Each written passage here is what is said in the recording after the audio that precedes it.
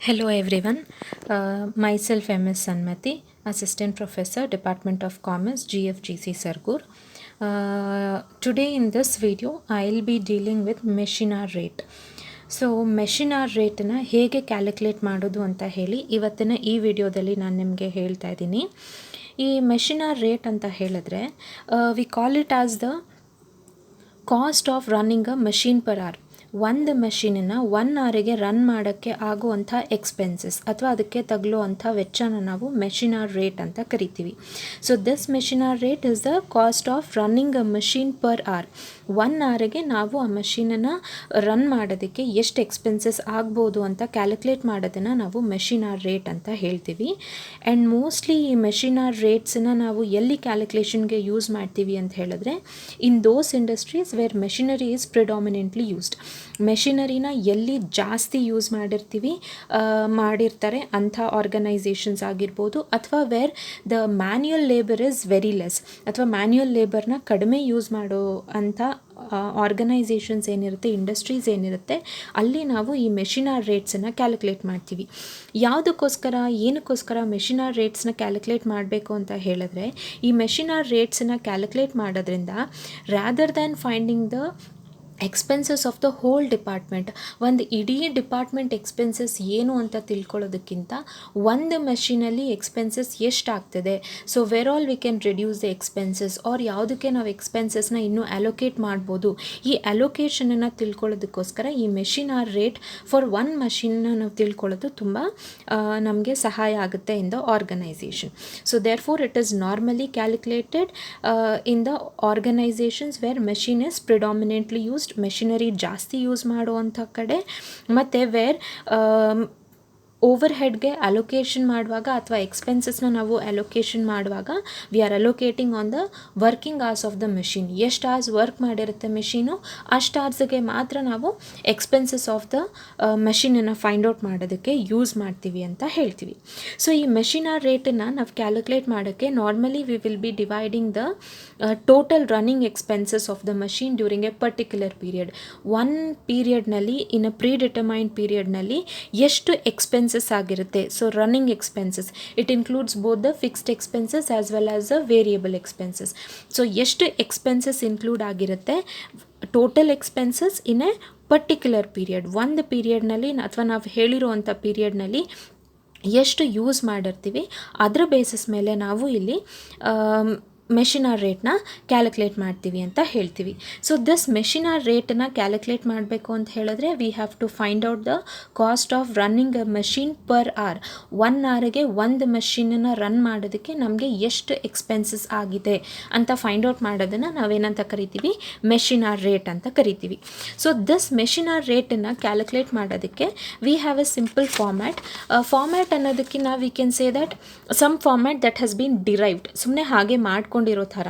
So ಹಾಗಾದರೆ what is a format ಅಂತ ಹೇಳಿದ್ರೆ, ನಾವು format ಹಾಕೊಂಡ್ಮೇಲೆ we will divide the whole format into two aspects.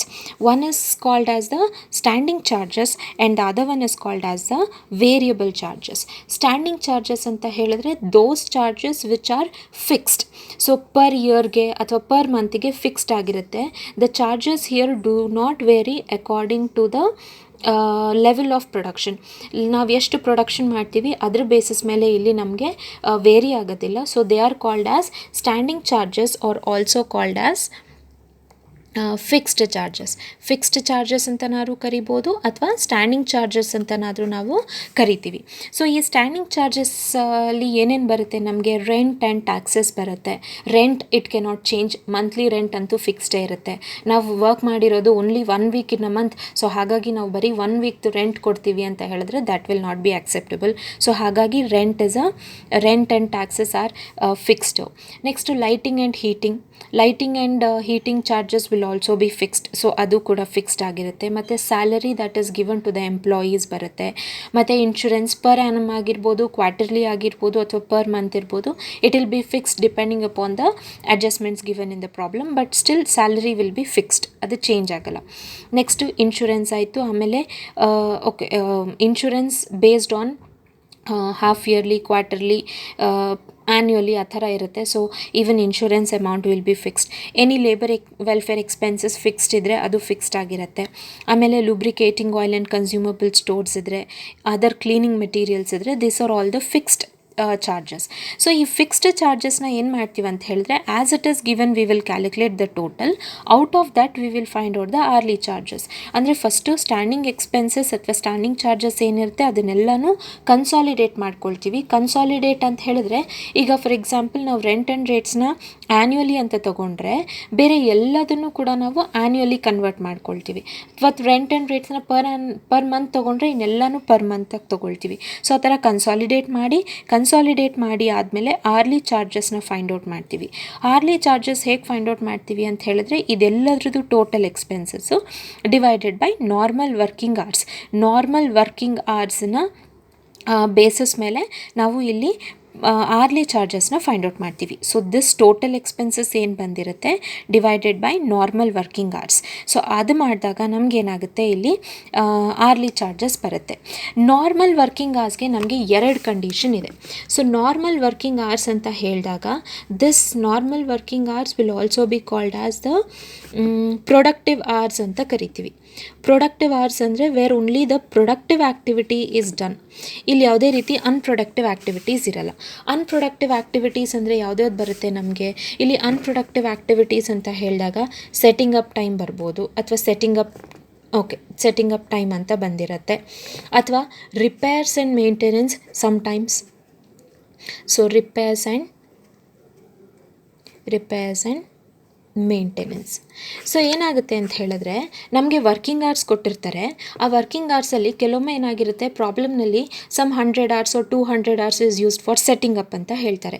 Setting up ಅಥವಾ ಒಂದು ಮಷೀನನ್ನು ಸೆಟಪ್ ಮಾಡೋಕ್ಕೆ ಅಥವಾ ಆ ಮಷೀನನ್ನು ಇನ್ಸ್ಟಾಲ್ ಮಾಡೋದಕ್ಕೆ ನಮಗೆ ಟೈಮ್ ಹೋಗಿರುತ್ತೆ. ಸೊ ಅದನ್ನು ನಾವೇನಾದರೂ ಕೊಟ್ಟಿದ್ರೆ ಪ್ರಾಬ್ಲಮಲ್ಲಿ ಟ್ರೀಟೆಡ್ ಆಸ್ ಅನ್ಪ್ರೊಡಕ್ಟಿವ್ ಅಂತ ಕೊಟ್ಟಿದ್ರೆ, ಆವಾಗ ವರ್ಕಿಂಗ್ ಅವರ್ಸ್ ಏನು ಟೋಟಲ್ ಕೊಟ್ಟಿರ್ತಾರೆ ಅದರಲ್ಲಿ ನಾವು ಸೆಟ್ಟಿಂಗ್ ಅಪ್ ಟೈಮ್ನ ಲೆಸ್ ಮಾಡಬೇಕಾಗುತ್ತೆ. ಆ್ಯಂಡ್ ಕೆಲವೊಮ್ಮೆ ಪ್ರಾಬ್ಲಮ್ನಲ್ಲಿ ಮೆನ್ಷನ್ ಮಾಡಿರ್ತಾರೆ ರಿಪೇರ್ಸ್ ಆ್ಯಂಡ್ ಮೇಂಟೆನೆನ್ಸ್, ಅಲ್ಲಿ ಕೊಟ್ಟಿರ್ತಾರೆ ಕನ್ಸಿಡರ್ಡ್ ಆಸ್ ಅನ್ಪ್ರೊಡಕ್ಟಿವ್ ಅಂತ. ಅಂದರೆ ಅನ್ಪ್ರೊಡಕ್ಟಿವ್ ಆಗಿದ್ದರೆ ಅದನ್ನು ಕೂಡ ಲೆಸ್ ಮಾಡ್ತೀವಿ. ಆವಾಗ ನಮಗೆ ಬರೋ ಅಂಥದ್ದನ್ನು ನಾವು normal working hours or productive hours ಅಂತ ಏನು ಹೇಳಿದ್ವಿ ಅದು ಬರುತ್ತೆ. ಸೊ ಟೋಟಲ್ ವರ್ಕಿಂಗ್ ಅವರ್ಸ್ ಕೊಟ್ಟಿರ್ತಾರೆ. ಆ ಟೋಟಲ್ ವರ್ಕಿಂಗ್ ಅವರ್ಸಲ್ಲಿ setting up of time in case given in the problem, repairs and maintenance also in case given in the problem. ಇದೆರಡೂ less ಮಾಡಿದ್ರೆ ನಾರ್ಮಲ್ ವರ್ಕಿಂಗ್ ಅವರ್ಸ್ ಬರುತ್ತೆ. ಇಲ್ಲ ಅಂತ ಹೇಳಿದ್ರೆ ಪ್ರಾಬ್ಲಮ್ನಲ್ಲಿ ಅಥವಾ ಏನು ನಮಗೆ ಸ್ಪೆಸಿಫೈ ಮಾಡಿರ್ತಾರೆ that will be treated as normal working hours, total working hours or productive hours ಅಂತ. ಸೊ ಅದು ಸ್ಟ್ಯಾಂಡಿಂಗ್ ಚಾರ್ಜಸ್ ಆಗುತ್ತೆ. ಆಮೇಲೆ ಬರೋದು ನಮಗೆ ವೇರಿಯಬಲ್ ಚಾರ್ಜಸ್ಸು. ಸೊ ವೇರಿಯಬಲ್ ಚಾರ್ಜಸ್ಸಲ್ಲಿ ಏನೇನು ಬರುತ್ತೆ? ಡಿಪ್ರಿಸಿಯೇಷನ್ ಬರುತ್ತೆ. ಡಿಪ್ರಿಸಿಯೇಷನನ್ನು ಡೈರೆಕ್ಟಾಗಿ ನಮಗೆ ಪ್ರಾಬ್ಲಮ್ನಲ್ಲಿ ಕೊಟ್ಟಿರೋದಿಲ್ಲ, ಬಟ್ ಅಲ್ಲಿ ನಮಗೆ ಇನ್ಫಾರ್ಮೇಷನ್ ಕೊಟ್ಟಿರ್ತಾರೆ ಡಿಪ್ರಿಸಿಯೇಷನ್ನ ಹೇಗೆ ಕ್ಯಾಲ್ಕುಲೇಟ್ ಮಾಡೋದು ಅಂತ. ಸೊ ಅಲ್ಲಿ ಏನೇನು ಇನ್ಫಾರ್ಮೇಷನ್ ಕೊಟ್ಟಿರ್ತಾರೆ? ಕಾಸ್ಟ್ ಆಫ್ ದ ಮಷೀನ್ ಕೊಟ್ಟಿರ್ತಾರೆ. ಕಾಸ್ಟ್ ಆಫ್ ಮಷೀನಲ್ಲಿ ಇನ್ ಕೇಸ್ ಏನಾಗಿರುತ್ತೆ, ಸ್ಕ್ರ್ಯಾಪ್ ವ್ಯಾಲ್ಯೂ ಕೊಟ್ಟಿರ್ತಾರೆ. ಸೊ ಸ್ಕ್ರ್ಯಾಪ್ ವ್ಯಾಲ್ಯೂ, ಆಮೇಲೆ divided by estimated working life ಕೊಟ್ಟಿರ್ತಾರೆ. ಅಂದರೆ what is the estimated life of a machine ಅಂತ. So estimated life of the machine ಕೊಟ್ಟಿರ್ತಾರೆ, ಅಥವಾ ಎಸ್ಟಿಮೇಟೆಡ್ ವರ್ಕಿಂಗ್ ಅವರ್ಸ್ ಕೊಟ್ಟಿರ್ತಾರೆ, what is the life time of the machine ಅಂತ. So ಈ calculation ಮಾಡಿದಾಗ ನಮಗೆ ಡಿಪ್ರಿಸಿಯೇಷನ್ ಬರುತ್ತೆ. So depreciation will be based on cost of machine, scrap value and estimated life of the machine. In case scrap value kottilla andru no issues, now very cost of the machine divided by estimated life of the machine ಮಾಡಿದ್ರು ನಮಗೆ depreciation ಬರುತ್ತೆ. ಆಮೇಲೆ power ಕೊಟ್ಟಿರ್ತಾರೆ. And repairs and maintenance I told you, ಇಲ್ಲಿ ಹೇಳುವಾಗ repairs and maintenance unproductive ಅಂತ ಕೊಟ್ಟಿದ್ರೆ less ಮಾಡ್ತೀವಿ. ಇಲ್ಲ ಅಂತ ಹೇಳಿದ್ರೆ repairs and maintenance will be variable charges, ಅಥವಾ ಸ್ಟೀಮ್ ವಾಟರ್ ಕೊಟ್ಟಿರ್ತಾರೆ. ಸೊ ಇದೆಲ್ಲನೂ ಯೂಸ್ ಮಾಡಿದ್ರೆ ನಮಗೆ ಮೆಷಿನರ್ ರೇಟ್ ಬರುತ್ತೆ. ಆ್ಯಂಡ್ ನಾರ್ಮಲಿ ಏನಾಗುತ್ತೆ ಅಂತ ಹೇಳಿದ್ರೆ, ನಾವು ವೇರಿಯಬಲ್ ಎಕ್ಸ್ಪೆನ್ಸಸ್ನ ಕ್ಯಾಲ್ಕುಲೇಟ್ ಮಾಡುವಾಗ ವೇರಿಯಬಲ್ ಎಕ್ಸ್ಪೆನ್ಸಸ್ಸನ್ನು ನಾವು ಕ್ಯಾಲ್ಕುಲೇಟ್ ಮಾಡುವಾಗ we will consider the early rate of each item it self.